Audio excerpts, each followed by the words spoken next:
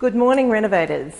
So today I've got a tip, compliments of one of our students, Cherry Ann Dixon, and I think it's clever. So we like to put fresh flowers in our properties when we take them to market.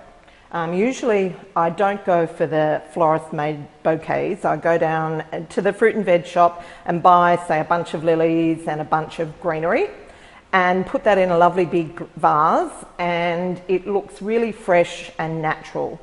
However, I have found that I have to do that every few days because for some reason when the property's closed up, and I'm sure someone out there will know why, but the flowers seem to die really quickly, and so I find myself out buying fresh ones very regularly, and the costs can add up.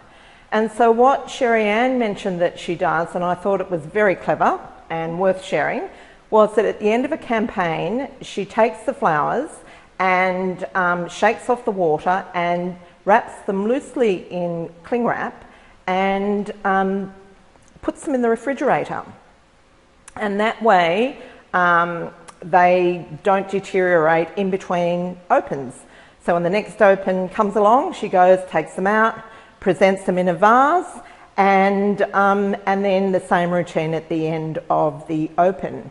And so that way you can make a bunch of flowers last a whole 4-week campaign, and I think that's really great, because otherwise you can be up for several $100s in fresh flowers, and of course we'd rather that money go into our pockets. So I hope this has been helpful for you, and I'll see you shortly with another tip.